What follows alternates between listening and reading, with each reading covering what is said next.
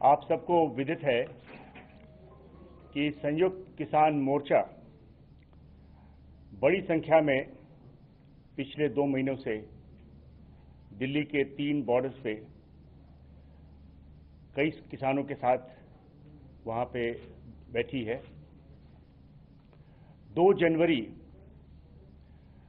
को दिल्ली पुलिस को ज्ञात हुआ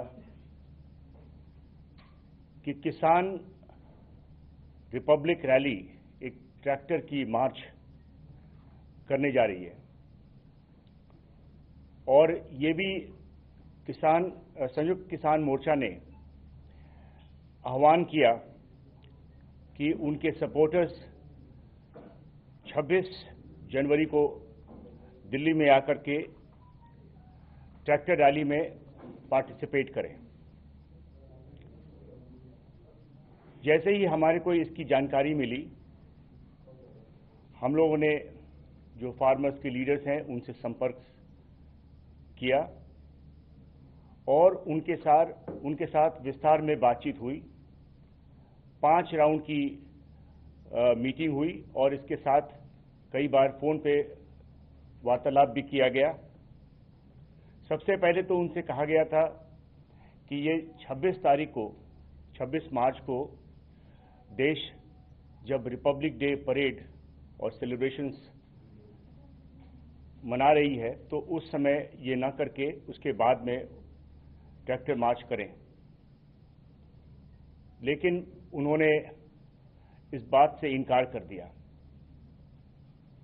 उसके बाद जब वो इंसिस्ट कर रहे थे तो हमने उनको सजेस्ट किया कि केएमपी कुंडली मानेसर पलवल जो पेरिफेरल है उस पे वो ट्रैक्टर मार्च निकालें।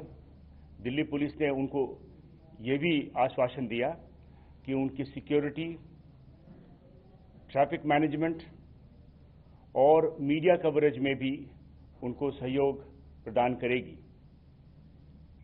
लेकिन इन सब के बावजूद भी उन्होंने दिल्ली में ही ट्रैक्टर मार्च निकालने की ठान ली।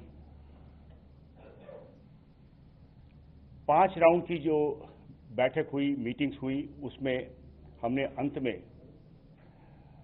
उनको 3 रूट्स उनके साथ तय किया जो म्यूचुअली अग्रीड अपॉन रही। पहला जो सिंगू में जो फार्मर्स बैठे हैं उनके लिए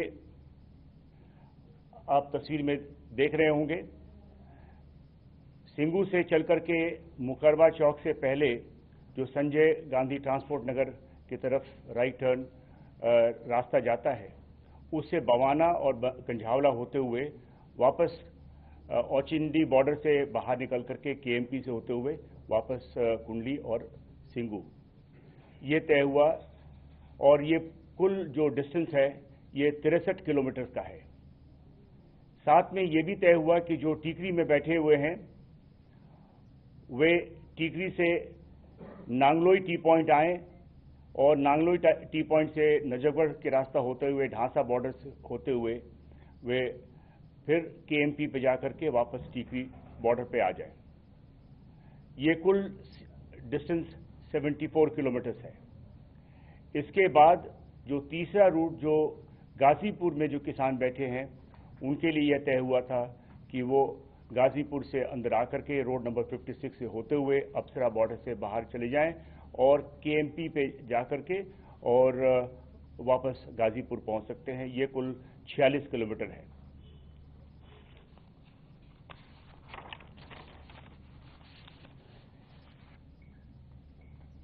क्योंकि उस दिन रिपब्लिक डे परेड भी मनाई जा रही थी, दिल्ली के जनता की इंटरेस्ट को ध्यान में रखते हुए, सिक्योरिटी को ध्यान में रखते हुए यह तय हुआ कि कुछ टर्म्स एंड कंडीशंस लागू किया जाए। जो टर्म्स एंड कंडीशन उनको रिटर्न परमिशन के साथ उनको दिया गया। पहला टर्म्स था कि किसान ट्रैक्टर रैली वो 12 बजे दोपहर से शुरुआत हो और 5 बजे तक खत्म हो जाए।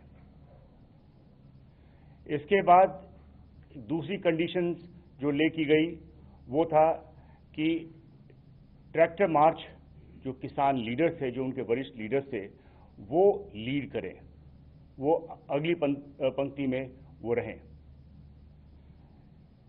इसके बाद ये भी तय हुआ कि हर एक जत्थे के साथ उनके लीडर्स भी साथ चलें ताकि वे अपने जत्थे को कंट्रोल कर सकें।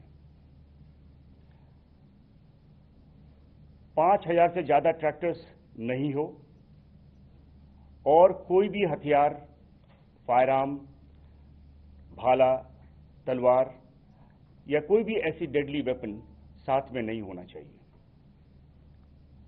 और रैली, जैसा कि आप समझ सकते हैं, ये पीसफुल और डिसिप्लिन हो।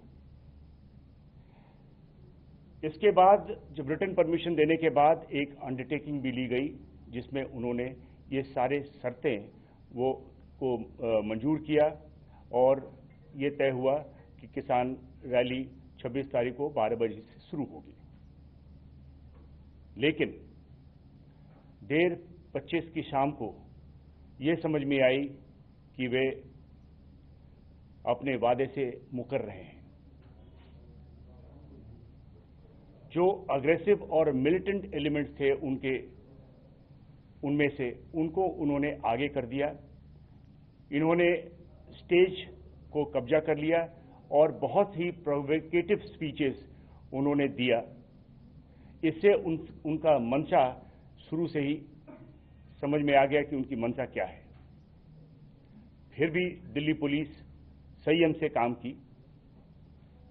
अगले दिन सुबह 6:30 बजे से ही वे बैरिकेड तोड़ने को तैयार हो गए। 7:30 पे जो सिंगू पे किसान थे वे उन्होंने मार्च करना शुरू किया और वे मुकरबा चौक पे जो हमारी बैरिकेड है वहां तक पहुंचे। जो अग्रीमेंट के हिसाब से उन्हें दाहिने मुड़ना चाहिए था वो दाहिने ना मुड़ करके और वहीं पे बैठ गए। उनके नेता सतनाम सिंह पन्नू, उन्होंने काफी भड़काऊ भाषण दिया, जिसके बाद वहां जो उनके साथ फार्मर्स थे उन्होंने बैरिकेड तोड़ने पे आमादा हो गए। उनके एक और किसान नेता जो दर्शनपाल सिंह, वो भी वहां पे बैठ गए और दाहिने मुड़ने से मना कर दिया।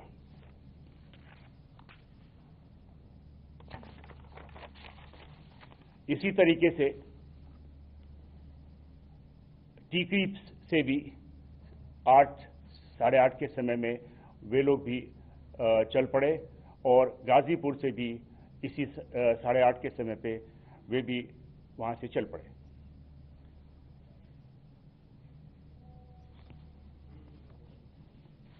पुलिस के जो लॉफुल डायरेक्शन था कि वे अपने जो तय हुए समय है 12 बजे उस समय चलें, क्योंकि जो ऑफिशियल प्रोग्राम था रिपब्लिक डे का वो करीब 12 बजे के समय समाप्त होना था। तो उनको कहा गया कि आप 12 बजे के जो तय हुआ समय है उसी के अनुसार से चलें, लेकिन वो उसको न माने और बैरिकेड तोड़ करके आगे निकल पड़े। जैसा कि मैंने कहा कि मुकरबा चौक के पास बैरिकेड पे पहुंचे और आगे जाने से मना किया और वहीं पे एक भाषणबाजी हुई सतनाम सिंह पन्नू द्वारा, जिसको आप अभी सुन सकते हैं।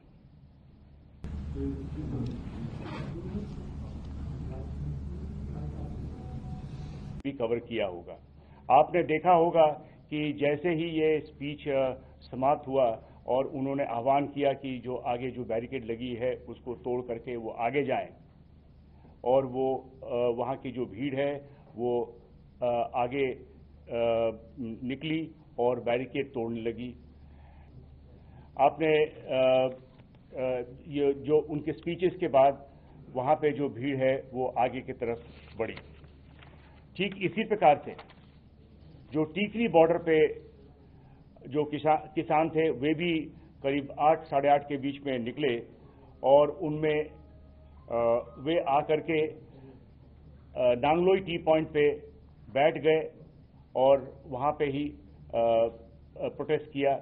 इसमें उनके नेता बूटा सिंह बुर्जविल वे भी और जो हरियाणा से जो फार्मर्स आए थे उनके साथ मिलकर के वहीं पे बैठ गए और आगे जाने से मना कर दिया और अंत में उन्होंने भी वायलेंस में इंडल्ज किया और बैरिकेड तोड़ी। और ये जो वीडियो फुटेजेस हैं आप लोगों ने काफी कैप्चर किया, जिसमें आपने देखा कि किस प्रकार से एक बहुत बड़ा कंटेनर को उन्होंने पलट करके और आगे का रास्ता निकाला और उसके बाद वो पीरागढ़ी, पंजाबी बाग, झकीरा से होते हुए उनमें से कुछ लाल किला तक पहुंचे।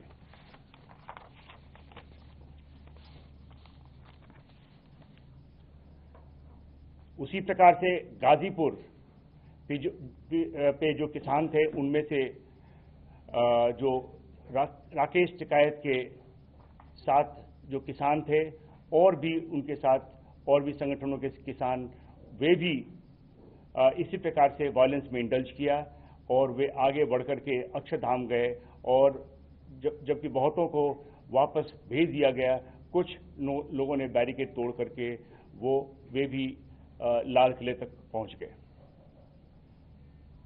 इन सब पुलिस एक्शन में पुलिस ने संयम बरता। पुलिस के पास सभी ऑप्शंस थे, लेकिन पुलिस ने संयम का रास्ता चुना। पुलिस ने संयम का रास्ता इसलिए चुना कि हम जो जान माल की नुकसान नहीं चाहते थे, जो लॉस ऑफ लाइफ होना था उससे हम वो रास्ता न चुन करके हमने संयम का रास्ता लिया और ये हमारी और उनके बीच में एग्रीमेंट थी। हम जिम्मेवार रहे हैं और हम अपनी बड़े जिम्मेवारी के साथ जो एग्रीमेंट के हिसाब से हम पीसफुल रैली करवाना चाहते थे। ये जो वायलेंस हुई है वो टर्म्स एंड कंडीशंस को फॉलो नहीं करने की वजह से सब हुई है। इन सब जो वायलेंस हुई है इनमें सभी किसान लीडर्स भी शामिल रहे हैं। कुल मिलाकर के 394 पुलिसकर्मी घायल हुए हैं। इनमें से कुछ अभी भी हॉस्पिटल्स में एडमिट हैं और जैसा हमें जानकारी है इसमें कुछ आईसीयू में भी हैं। इसमें प्रॉपर्टी डैमेज हुआ है पुलिस की 428 barricade, 8 tyre killers, 2 DFMD, 4 x-ray machine, 4 steel gate, window glasses, grills वगैरह 30 पुलिस की गाड़ियां, जिसमें 2 PCR वैन भी हैं और एक पुलिस जिप्सी भी है, 6 कंटेनर्स जिसको इस्तेमाल किया गया था रास्ता रोकने के लिए और डंपर्स, ये सब सारे डैमेज हुए हैं। पुलिस ने इस दौरान, जैसा कि मैंने कहा, बहुत ही रेस्ट्रेंट का इस्तेमाल किया है, संयम बरता है। इसमें हम लोगों ने टीयर गैस का इस्तेमाल किया क्राउड को कंट्रोल करने के लिए। इस दौरान कई पुलिसकर्मी, जैसा कि मैंने बताया, जख्मी भी हुए। सभी जो रास्तों से जो किसान लाल किले तक पहुंचे, वे रेड फोर्ट के जो रैम्पर्ट्स है वहां पहुंचकर वहां पे कई किसान संगठनों के झंडा फहराए और कुछ रिलीजियस झंडे भी फैलाए, जिसको पुलिस ने कब्जे में ली है और अभी हमारा ये केस प्रॉपर्टी है। मैं बताना चाहता हूं कि हम दिल्ली में गैर कानूनी तरीके से किए गए आंदोलन और उस दौरान हिंसा और पुरातत्व विभाग की संपत्ति, एक स्मारक लाल किले पर फहराया गया झंडा को बड़ी गंभीरता से ले रहे हैं। हिंसा करने वालों की वीडियो फुटेजेस हमारे पास है और उसकी विश्लेषण हो रही है।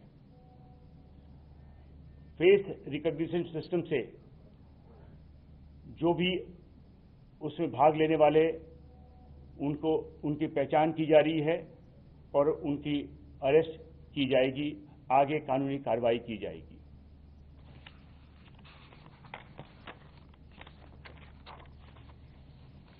अब तक दिल्ली पुलिस 25 से ज्यादा क्रिमिनल केस रजिस्टर किया है और जैसा कि मैंने बताया है कि सीसीटीवी और वीडियो फुटेज से हम फेशियल रिकॉग्निशन सिस्टम से पहचान की जा रही है। एक चीज सबको बतलाना चाहता हूं कि कोई भी कल्प्रिट जिसकी पहचान होती है और जिसकी शमूलियत पाई जाती है उसको छोड़ा नहीं जाएगा। No one will be spared. जो भी फार्मर्स लीडर्स हैं और उनकी शमूलियत पाई जाती है उनके खिलाफ कानूनी कार्रवाई की जाएगी। राष्ट्र के सम्मान और सुरक्षा में दिल्ली पुलिस किसान संगठनों से पूछताछ करेगी और जो भी कठोर कार्रवाई करनी पड़ेगी वो करेगी।